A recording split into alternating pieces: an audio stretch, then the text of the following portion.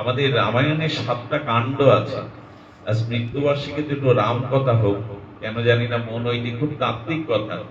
সেটি হলো 7টি কাণ্ড আছে। তো সব কাণ্ডগুলোর মধ্যে একটা কাণ্ড একটু ভিন্ন। সব কাণ্ডের ভিতরে ওই কাণ্ডের চরিত্র লীলা প্রতিপাদ্য বিষয় বলা, যেমন বালকাণ্ড মানে রামচন্দ্রের শিশুকালের, অরণ্যকাণ্ড মানে রাম বনবাসের কাণ্ড, লঙ্কা কাণ্ড মানে যুদ্ধকাণ্ড। এরকম সব কাণ্ডের মধ্যে ওই লীলা ওই তত্ত্ব বলা আছে। কিন্তু সুন্দর কাণ্ড বলে একটা কাণ্ড আছে। সুন্দর কাণ্ডের মধ্যে কি আছে? লঙ্কা কাণ্ডে নাকি লঙ্কার যুদ্ধ আছে, অরণ্য কাণ্ডে প্রভুর বনবাস আছে, বাল কাণ্ডে প্রভুর বাল লীলা আছে, তাই না? অযোধ্যা কাণ্ডে অযোধ্যার পরিচয় আছে। কিন্তু সুন্দর কাণ্ডটা কি বোঝাতে চাইছে? আহা, বলি সুন্দর কাণ্ড বোঝাতে চাইছে মানুষকে কি করে সুন্দর হতে হয়, সুন্দর কি করে একটা মানুষ অসুন্দর থেকে সুন্দর হতে পারে, এটাই সুন্দর কাণ্ড। খুব মন দিয়ে শুনতে হবে, তাত্ত্বিক কথা।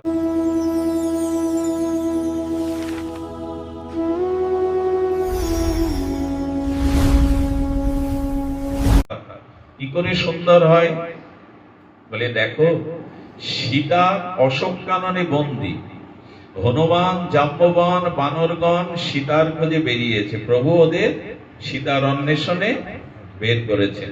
এখানে খুব লক্ষ্য করুন, জীবন তখনই সুন্দর হবে, আমি দুবার বলবো কথাটা, আপনার আমার জীবন তখনই সুন্দর হবে যখন আমরা ভগবানের আজ্ঞাকে মেনে ভক্তির অন্বেষণ করতে যাব। হনুমানকে জগতে ওভাবে কেউ চিনত না, অঙ্গদকে কেউ চিনত না। হনুমানের জীবন ভক্ত শ্রেষ্ঠ হলো কেন? সুন্দর কাণ্ডে প্রথমেই পরমাত্মা রূপী রাম বললেন, তোমরা ভক্তির, ওই যে সীতা মানে কি বললাম, শান্তি ভক্তি, যে যারা ভগবানের আদেশ মেনে ভক্তির পথে বেরোয়, শান্তির পথে বেরোয়, এটাই জীবনের সুন্দর হওয়ার একমাত্র পথ। যারা ভক্তির পথে, শান্তির পথে, ভগবানের বাক্যের দ্বারা এগিয়ে যায়, জীবন সুন্দর করার এটাই পথ। আচ্ছা বলুন তো, ভগবানের পথে, ভজনের পথে, ভক্তির পথে ছাড়া কবে কোন মানুষ সংসারের পথে চলতে গিয়ে, অর্থের পথে চলতে গিয়ে, বিদ্যার পথে চলতে গিয়ে, ভোগের পথে চলতে গিয়ে শান্তি পেয়েছে? একটা দৃষ্টান্ত দেন। আচ্ছা, রাবণও তো সীতাকে চাইছিল, তাই না? সীতাকে পাওয়াটা যদি আমাদের সবার জীবনের উদ্দেশ্য হয় ভক্তি, বা রাবণও তো সীতাকে চেয়েছিল, কিন্তু সীতাকে কোন দৃষ্টিতে চেয়েছিল? ভোগের দৃষ্টিতে। ভক্তিকে, শান্তিকে, শান্তি বা ভক্তি কখনো ভোগের দ্বারা, কি তত্ত্ব কথা বলুন তো, আমার তো লোভ শিহরণ হচ্ছে। সীতাকে হনুমান চাইছে, রাম চাইছে, তাই না? সবাই চাইছে, তারা তারা ভক্ত ভক্তি পেয়ে যাচ্ছে, শান্তি পাচ্ছে। রাবণই তো চাইলো, রাবণের ধ্বংস হলো কেন? বলো, ভোগের মধ্যে থেকে ভক্তি পাওয়া। আহা, কি কথা গো!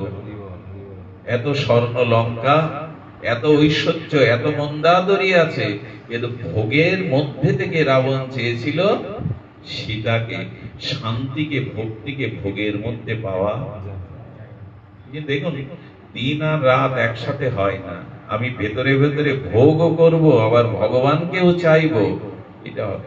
আজকে বাড়ি থাকতে পারতেন আপনারা, আজকে আপনারা খেয়ে দিয়ে টিভির সামনে বা গল্প গুজব করে কাটাতে হতে, এই কাদা ঠেলে কোথায় মনিরামপুর, কোথায় কপিলমুনি, কেন এসছেন তালা থেকে?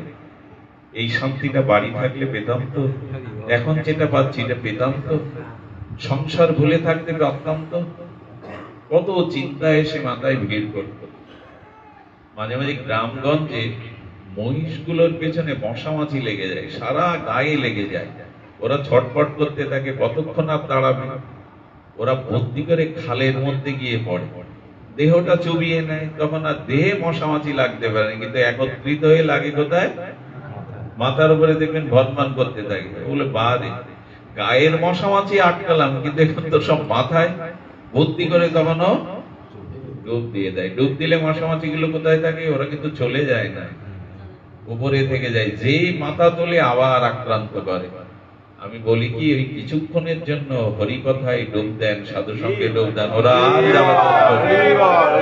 এর থেকে ফিরে গেলেই ওরা দংশন করবে, এই চিন্তা সেই চিন্তা এসে ভিড়ে ধরবে। মাঝে মাঝে বেরোন, ঘর থেকে বেরোন, এটাই উপায় একমাত্র। আর কোন, দেখুন এই কৃষ্ণ কথা, হরি কথা, সাধু সঙ্গ আমাদের ভুলিয়ে দেয়। রোগীকে যেমন অবশ করে নেয় ডাক্তার, আমাদের ভবচিন্তা, ভবরোগ, দুশ্চিন্তা দূর করে দেয় এই মহৌষধির উপরি নাম রূপ লীলা গুণগাথা। ছেড়ে দেবো? ছেড়ে দেবো না, একটু চালাকি করে জিজ্ঞাসা করলাম, বললেও তো ছাড়বো না। যদি যেন আমার তো ক্ষুধা আছে, সেটাও তো চাই। আপনাদের ক্ষুধা কতটুকু না, আমারও তো ক্ষুধা পূরণ হওয়া চাই। কষ্ট করে যখন এসছি শুনুন। তাহলে জীবন সুন্দর কখন হবে? যখন ভগবানের আদেশ মেনে আমরা ভক্তির খোঁজে বেরোবো। ভক্তি তো ভজন, ভজন আর ভক্তি এক, টাকার এপিটোপি। ভজনই হলো ভক্তি। ভজনের পথে যখন আমরা উঠবো, তখনই আমরা প্রকৃত ভক্তি আর শান্তি পাবো। ওরা চলছে সীতার খোঁজে, তার মানে ভক্তির পথে উঠেছে, ভজনে। আমরা উঠেছি তো, দিন রাত তো সংসার, খাওয়া পড়া, ভোগ বিলাস নিয়েছে, ভজনের পথে উঠেছি তো। সীতার খোঁজ করতে প্রত্যেকের জীবনে শান্তি দরকার, এই জন্য শান্তি খুঁজতে হবে। শান্তি চাইলেই আপনার ঘরে এসে ধরা দেবে না। বলে টাকা হলে, বিল্ডিং বাড়ি হলে, রূপ যৌবন থাকলে, বলে অত সোজা না। শান্তি ওভাবে পাওয়া যায় না, শান্তির খোঁজ করতে হবে। শান্তির খোঁজ মানে ভজন পথে উঠতে হবে। ভজন পথে ওঠা ছাড়া, এই জন্য তো বলছেন ভজন ছাড়া শান্তি পাবে না। কত রাজা মহারাজারা সব ছেড়ে কৌপিন করে বৃন্দাবনের বৃক্ষতলে বাস করেছে, শান্তি না পেলে তারা ওখানে থাকতো গো। রাজমন্ত্রী সনাতন সব ছেড়ে দিয়ে গাছতলায়, শান্তি না পেলে যেত। একজন রাজা, একজন মন্ত্রী কেন সাধুদের কাছে যায়? সাধুকে বলে, তুমি গাছতলায় আসে, তোমার প্রতিটি নিঃশ্বাস প্রশ্বাসে ভগবত ভজনের শান্তির বাতাস বইছে। আমি রাজা হলেও ধনী হলেও শান্তি পাই না, তাই তোমার চরণে এসেছি শান্তি পাওয়ার জন্য, আশীর্বাদ করো যেন শান্তি পায়। ও শান্তিটা কোথা থেকে দেবে? বলে ভজন থেকে দেবে। তাহলে মন্ত্রী মহোদয় তারা কেন সাধুর চরণে যাবে? শান্তির জন্য, আশীর্বাদের জন্য। সাধুর সঙ্গে যেতে হবে। আচ্ছা, ভগবানের পথে, ভগবান বলছে, শাস্ত্র বলছে, ভক্তির পথে যেতে গিয়ে বাধা কোনটা জানেন? কি মার্মিক কথা! বাধা হলো সাগর। সীতা কোন পারে? নদীর এই পারে না ওই পারে? সাগরের। শান্তি পাওয়া পেতে গেলে আপনাকে একটা সাগর পাড়ি দিতে হবে, এমনি এমনি পাওয়া যাবে না। ওই পারে সীতা। শান্তি কোন পারে? ভক্তি কোন পারে? এই পারে সাগর। সাগর লঙ্ঘন, সাগর লঙ্ঘন করাটা মানে কি জানেন? এই দেহাত্মবোধই হলো সাগর। দেহাত্মবাদ বুঝতে পেরেছেন? আত্মাকে, আত্মতত্ত্ব, আত্মার অনুসন্ধান না জেনে দেহকেই মনে করে আমার, দেহের সুখী মনে করে আমার সুখ, দেহের দুঃখকেই মনে করে আমার দুঃখ। এই যে দেহাত্মবোধ, দেহের প্রতি আবেশ, এটাই হলো সাগর। এই জন্য দেহাত্মবোধ পার না হলে, আত্মতত্ত্বে না পৌঁছালে কেউ ভক্তি বা শান্তি। দেহেতে কেউ আজ পর্যন্ত শান্তি পেয়েছে? দেহেতে শান্তি নাই তো, শান্তি হলো আত্মাতে। কি কথা! সাগর কেন বাধা? সাগরটা হলো দেহাত্মবোধ। দেখুন, এই দেহ বোধ যতদিন, দেহের আবেশ যতদিন, ততদিন পরমাত্মার অনুসন্ধান আমরা পাবো না। এই জন্য নিষ্কিঞ্চন ব্রজবাসী বৈষ্ণবদের দেখেছেন, দেহের প্রতি কত তারা মহান। গায়ে একটা ছেঁড়া গেঞ্জি গায়ে দেওয়া, পায়ে পাদুকা দেয় না, কাঙালের মতো খোঁচা খোঁচা দাড়ি হয়ে গেছে, নিজের শরীরের কোনো আবেশ নাই। ব্রজের মহাত্মারা দেখবেন, বর্ষনার প্রাতঃস্মরণীয় বিনোদ বাবা, আমাদের শ্রী চৈতন্য বাবা, আর মুখরার বনে পড়ে আছে পণ্ডিত প্রভার শ্যামসুন্দর দাস বাবাজি মহারাজ, একটা গামছা পরে পড়ে আছে জঙ্গলের ধুলা। কি খায় জানেন? আশেপাশে আজাবাজে সব শাক জন্মায় ব্রজের ধুলিতে, ওই সিদ্ধ করে পায়। অথচ পৃথিবীর অন্যতম শ্রেষ্ঠ নৈয়ায়িক আচার্য চৈতন্য চরিতামৃতের দার্শনিক ব্যাখ্যাতা পড়ে আছে জঙ্গলে। আমার সৌভাগ্য হয়েছিল এক মহান আচার্যকে দেখা। এটা হলো দুমন বনে, সেই হাড়গুলো দেখেছিলাম 6 ফুট পর্যন্ত লম্বা। আমি চোখ ফেরাতে পারিনি। সে গভীর জঙ্গলে দিনের মধ্যে ভয় পাচ্ছে, 2 ঘন্টার পথ হেঁটে যেতে হয়। কে তাকে খাদ্য যোগায়? ঘর থেকেই বেরোয় না। আমাদের দর্শন দেওয়ার জন্য একটু সামনে কয়েক মিনিট এসেছিলেন। সে হাড়গুলো, তার চোখ এই জগতের না। এরা দেহত্বকে ভুলে গেছে। ওই জঙ্গলে আমি এখনো যখন রাতের কল্পনা করি, ওখানে আমার ভয়ে গা কাঁপে। থাকে কি করে বিষাক্ত জীব জন্তুর মাঝে হিংস্র, ওরা কি করে পড়ে আছে? এই দেহাত্মবোধ যতদিন আছে ততদিন আত্মবোধ যাবে না। একটা কথা বলি, দেহের ভোগ সুখ এগুলি একটু কমান। এই দেহাত্মবোধ যতদিন, দেহ আমার, আমি দেহ, এই দেহাত্মবোধই এই সাগর, সাগরের ওই পারেই হলো শান্তি। কি তত্ত্ব গো! সুন্দর কি এমনি হওয়া যায়? সুন্দর কাণ্ড মানে নিজেকে সুন্দর করতে গেলে। এই জন্য বললে দেখো, ধুলো যারা বৈষ্ণবের চরণ রেণু ভূষণ করিয়া তনু যাহাতে অনুভব হয়। আহা, গায়ে 10 ভরি অলংকার পরাতে পারেন, পাউডার মাখতে পারেন, নিজেকে পরিপাটি করতে পারেন, কিন্তু অনুভব আসবে না। ভগবান কবে আসবে? বৈষ্ণবের চরণ ধুলি যেদিন অঙ্গে ভূষণ করবে, মাখবে, সেই দিনই তোমার অনুভূতি আসবে। ওই ধুলির মধ্যে অনুভূতি গুলো লুকিয়ে আছে। ধুলা মাখতে কেন বলা হয়? ভালো করে শুনুন, অলংকার পরলে কৃষ্ণ পাবেন না। অলংকার পরলে নিজেকে সুন্দর করে মানাবে, অলংকার পরন, কিন্তু প্রকৃত ভক্তির অলংকার বৈষ্ণবের চরণ ধুলি। বৈষ্ণবের চরণ ঋণ ভূষণ করিয়া, ওইটাকে অঙ্গের অলংকার করতে হবে। ওই চরণের ধুলিগুলিকে অলংকার করতে হবে। অলংকারকে যেমন ভালোবাসি, হীরার আংটিকে, এই সোনার হারকে, যেমন বৈষ্ণবের চরণ ধুলিকে ভূষণ মনে করে যেদিন গায়ে মাখতে পারবো, ওই দিন অনুভব হবে। ওই দিন অনুভব হবে আমি দেহ নয়। একটা কথা বলি, এই সাধুর চরণ ধুলি, বৈষ্ণবের চরণ রেণুর প্রসঙ্গ যখন এলো, দেখুন, ভাগ্য, সৌভাগ্য আর মহাভাগ্য, 3টে কথা আছে না? ভাগ্য, সৌভাগ্য, মহাভাগ্য। মনুষ্য জন্ম পাওয়াটা হলো ভাগ্য, আর মনুষ্য জন্ম পেয়ে সাধু সঙ্গ পাওয়াটা হলো সৌভাগ্য।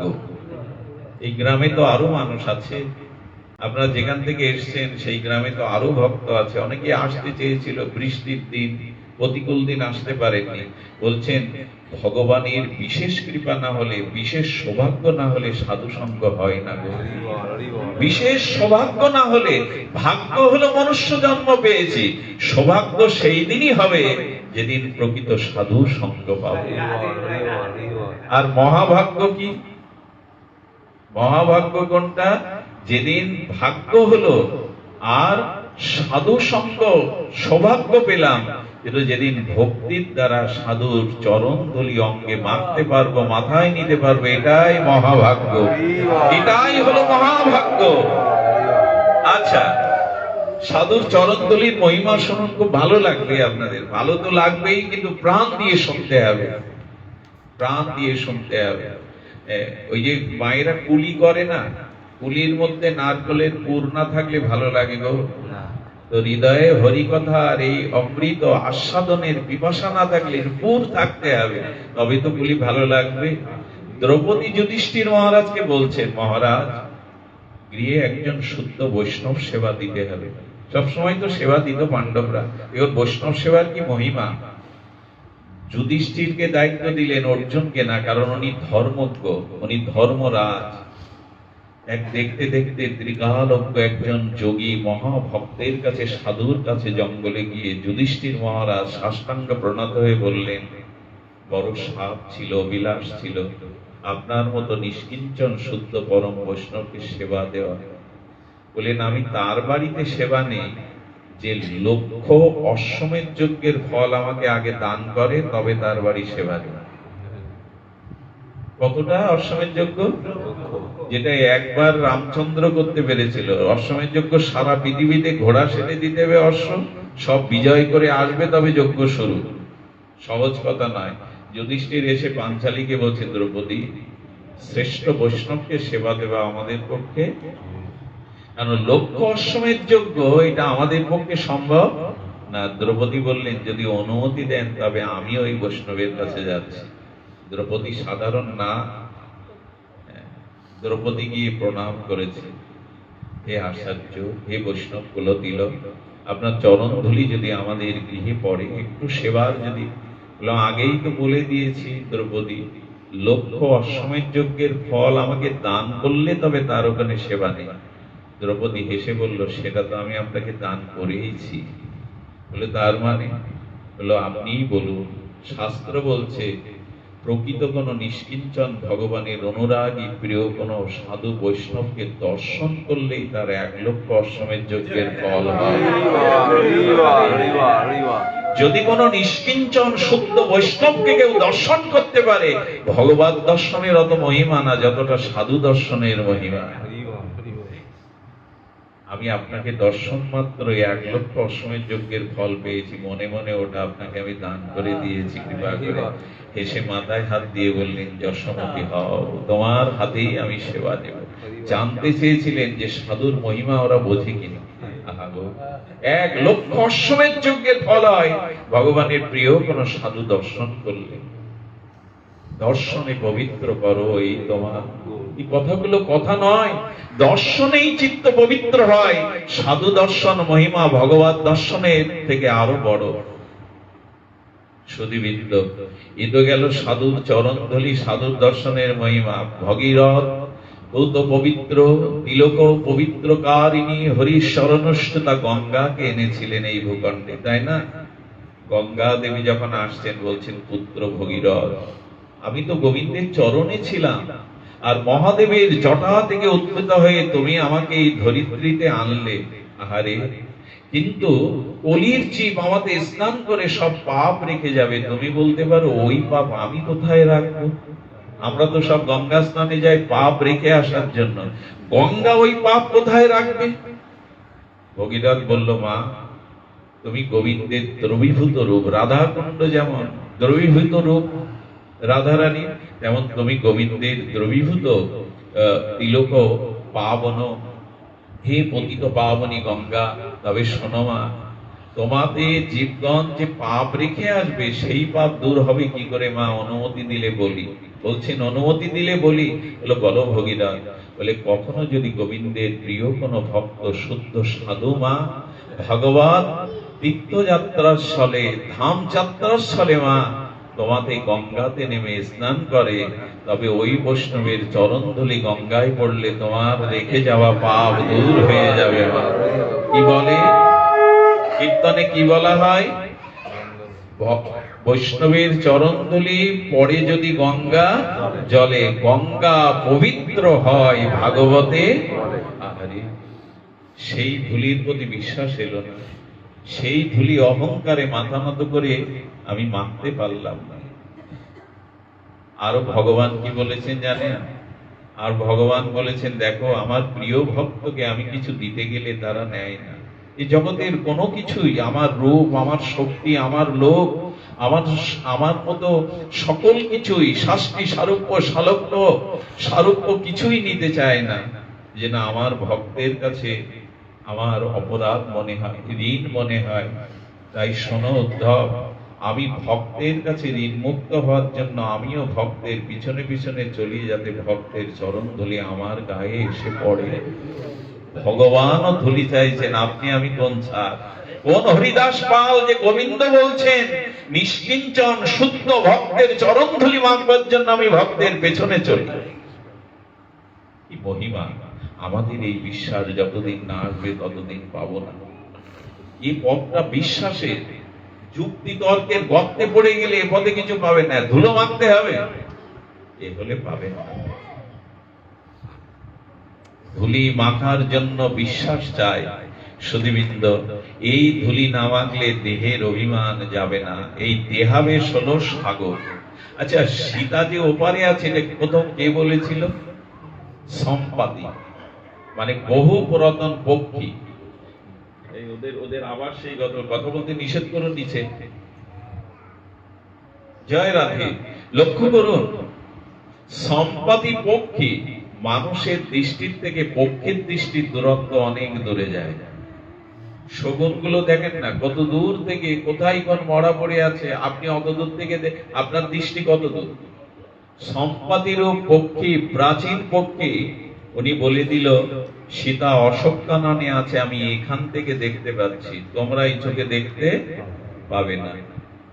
শেষে সবাই যখন, কেউ বলছে আমি 100 যোজন যেতে পারি, কেউ বলছে 50 যোজন যেতে পারি, অঙ্গদ বলেছিল আমি 50 যোজন যেতে পারি, কিন্তু ফিরে আসতে পারবো কিনা জানি না। অর্থাৎ কোন বানর বা কোন সেনা সমুদ্রের উপরে সীতার সন্ধান যেতে পারে, বলতে গিয়ে সবাই নিজের শক্তির কথা বলছে, আমি 50 যোজন, আমি 100 যোজন, আমি এত দূর পারি। একজন কোনো কথা বলছে না, শুধু জয় সিয়ারাম জয় সিয়ারাম জপ করে যাচ্ছে। ইনি হলেন হনুমান। যারা নিজের শক্তির উপরে নির্ভর করে এরা ভক্তি পায় না। কি তত্ত্ব কথা!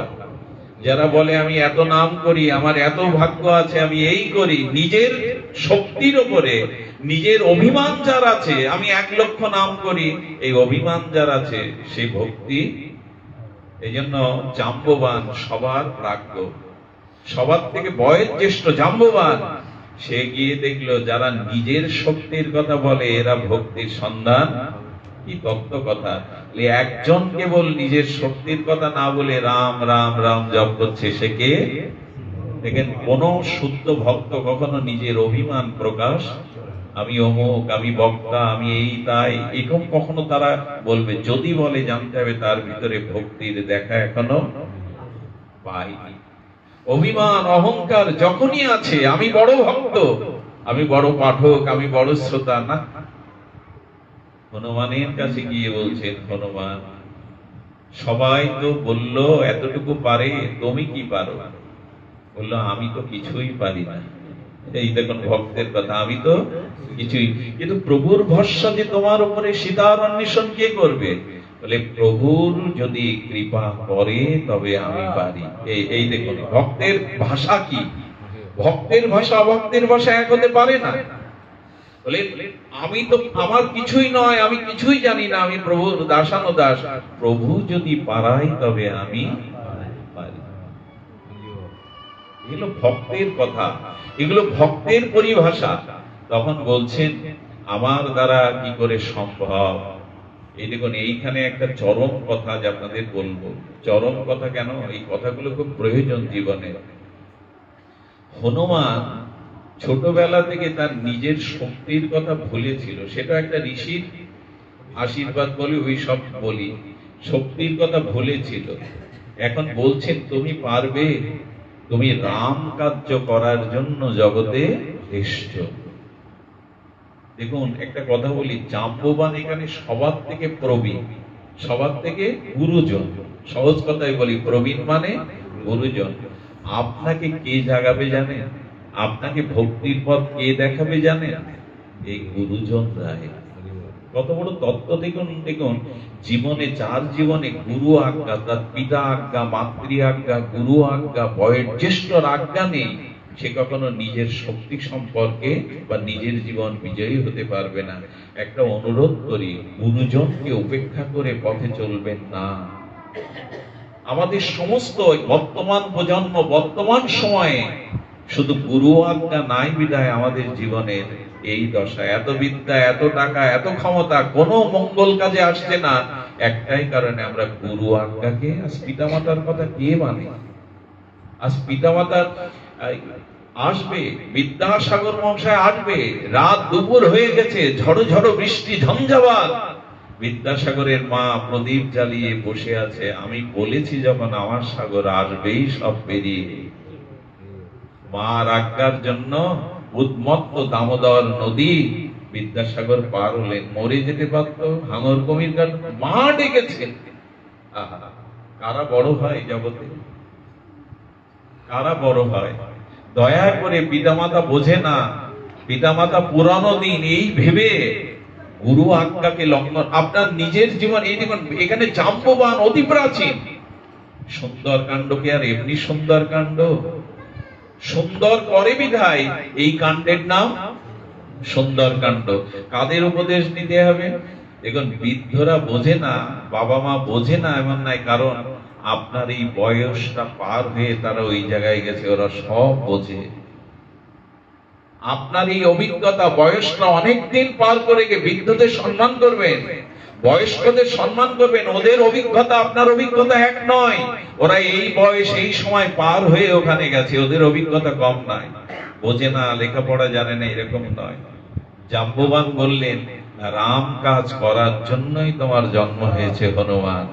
তারাই গুরু, তারাই প্রকৃত শিক্ষক, তারাই আচার্য, যারা এই কথাটা জানিয়ে দেয় শুধু সংসারে ভোগ সুখ করার জন্য তুমি আসনি, রাম কাজ, ভগবানের কাজ করার জন্যই তুমি এসেছো। ওইখানে পদটা আছে, রাম কার্য করার জন্যই তোমার জগতে। আমরা কিসের জন্য এসেছি? কৃষ্ণ ভজিবার তরে সংসারে আইনু। কিসের জন্য এসেছি? খাওয়া পরা ভোগ বিলাস বাড়ি গাড়ি, শুধু এর জন্য। এগুলো থাকুক, আপত্তি নেই, কিন্তু এইগুলো কি মুখ্য? সবজি রান্না করলাম, অনেক রকম মাল মশলা দিলাম, লবণ দিলাম না তো হলো কি? যদি ভজনই না হলো, ভগবানকে পাওয়ার ভজন না হলো, তবে কোনো পাওয়া পাওয়া নয়, লবণহীন তরকারি নয়। ভগবানকে পাওয়ার জন্য এই জন্মটা, এটাই মূল লক্ষ্য। যখন বললে রাম কার্য করার জন্য তোমার এই জগতে, হনুমান তুমি জানো না আমাদের শক্তি কে জাগিয়ে দেবে, আমাদের প্রেরণা কে জাগিয়ে দেবে? দেবে এই সদ্গুরু, এই আচার্য জনরা, গুরুজনরা। দয়া করে গুরু অবজ্ঞা, জ্যেষ্ঠদের অবজ্ঞা করবেন না। তারা বোঝে না তা নয়, তারা বোঝে, তাদের আশীর্বাদ, তাদের পথনির্দেশ। আর সব থেকে বড় সমস্যা হয়েছে আমাদের বর্তমান প্রজন্মে, যে আমরা গুরু আজ্ঞা, পিতামাতা আজ্ঞাকে মেনে চলি না। কিছু মনে করবেন না, এই কথা ভেবে আবার ভুল ব্যাখ্যা করবেন না। পুরনো দিনে একটা রেওয়াজ ছিল, সে রেওয়াজটা ভগবানও পালন করেছেন। সেটি কি জানেন?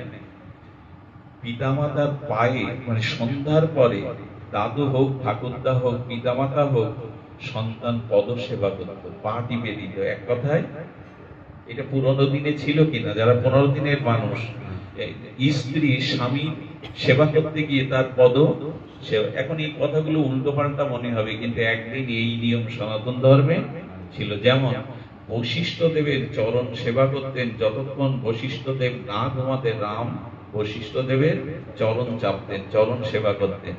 আর বশিষ্ঠ দেব ঘুমিয়ে পড়লে রাম যতক্ষণ না ঘুমাতো, লক্ষণ ততক্ষণ রামের পা টিপে দিত। এই পদ সেবাটা এখন নেই। আর এই পদসেবা, স্ত্রী স্বামীর পদসেবা করছে, সন্তান পদসেবা করছে, ওই পদসেবা করতে করতে ওর প্রতি অনুরাগে তখন জীবন চলার উপদেশগুলো তারা দিত। সারাদিন কি করেছিস বল আমায়, এইভাবে চলেছিলি তো, এই কার্য এইভাবে করেছিলি তো। আজ এই উপদেশটা আমাদের মাথায় ঢুকছে না। রামচন্দ্র গুরু বশিষ্ঠকে যতক্ষণ না ঘুমাতে ততক্ষণ পদসেবা। পদসেবা আছে কিনা আমাদের শাস্ত্রে? এটা এখন করে কেউ? এই পদসেবার মাধ্যমে তার উপদেশ আসতো। এই প্রথাটা নষ্ট হয়ে গেছে। এখন আমরা এত এত আধুনিক হয়ে গেছে, এখন এই কথা বললেই হেসে উঠবে, এ কথা বললেই সে পা চাপতে হবে। আমি তার দাসী, আমি দাসী হয়ে এসেছি ঘরে। আমি পিতামাতার চরণ সেবা, এটা আজ আমাদের কাছে পুরনো দিনের গল্প ছাড়া আর কে প্রণামই করে না তো পদসেবা। আচ্ছা, যে যার পদসেবা করে বলুন তো, সে তার জন্য আশীর্বাদ, মঙ্গল, উপদেশ, জ্ঞান দান করবে কিনা? এটা থেমে গেছে, এই যে দানটা থেমে গেছে। এই যে জাম্ববান বলে দিল, জাম্ববান বলে দিল যে দেখো তুমি রাম কাজ করার জন্য এসছো, রাম কাজই তোমার। এই যে জাগানো, এটাই সুন্দর কাণ্ড। এইভাবে যদি ভাগবতে গুরু আজ্ঞায় জাগতে পারে, তখন হনুমানের দ্বারাই সম্ভব এই শান্তিকে পাওয়া, সীতাকে পাওয়া।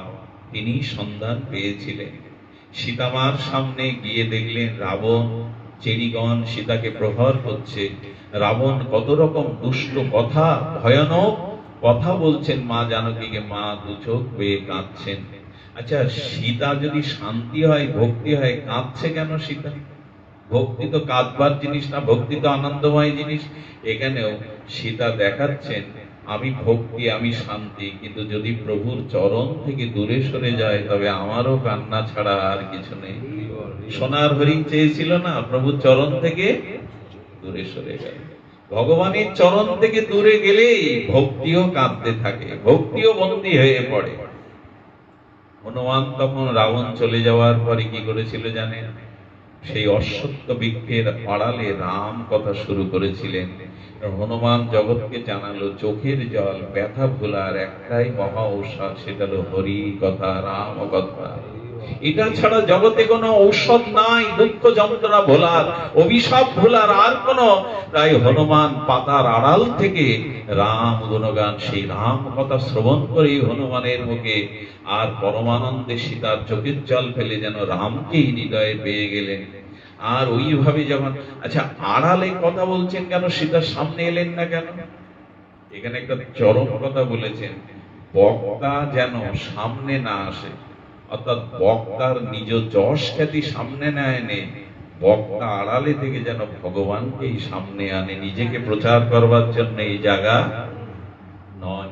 বোঝা গেল?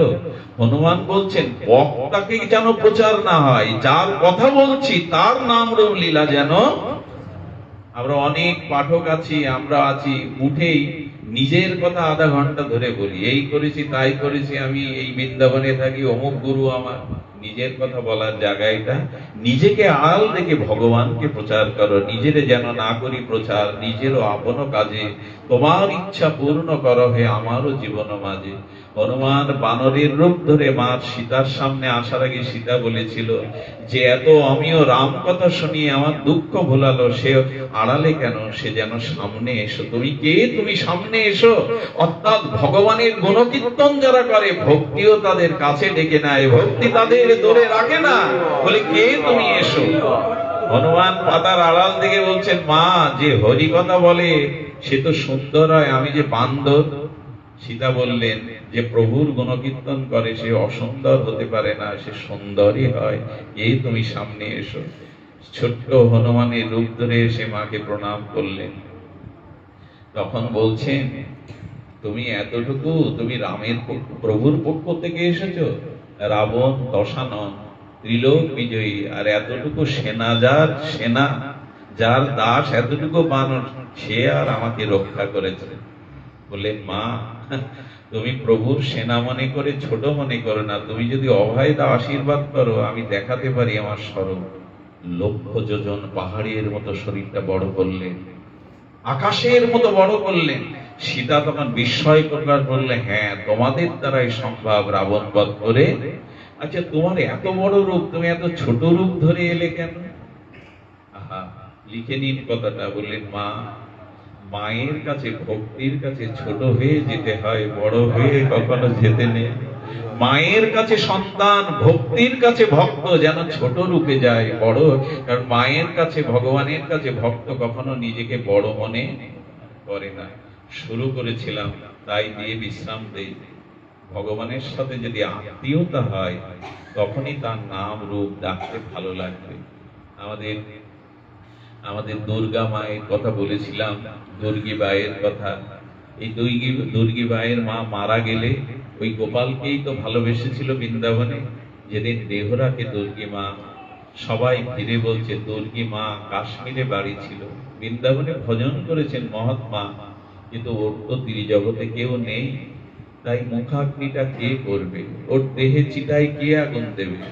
একজন ব্রজবাসী বললেন কেউ না দিলে আমি দুর্গী মায়ের অঙ্গে আগুন দেব, কারণ ওর তো কেউ নেই। যেই বলেছে কেউ নেই, সেই ওনার সেবিত গোপাল ছোট বালকের রূপ ধরে এসে বলছেন খবরদার কেউ বলো না যেন আমার মায়ের কেউ নেই, আমি মায়ের সন্তান।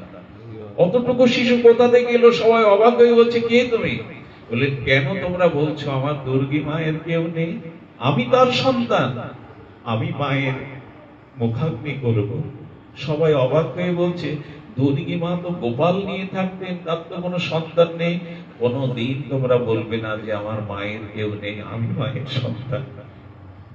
অগ্নি দিতে গিয়ে 7 পাক দিতে দিতে কাঁদছে গোপাল, আজ নিজে কাঁদতে কাঁদতে চিতাতে যখন অগ্নি দিয়ে দিল, দেখবেন চিতায় পুড়তে পুড়তে অনেক মানুষ শ্মশান থেকে চলে যায়, বসে বসে চিতার দিকে তাকিয়ে কাঁদছে গোপাল নিজে। মা, তুমি আমাকে সারা জীবন সন্তান স্নেহে ভালোবেসেছ, আজ তার দুঃখে ভগবান কাঁদছেন।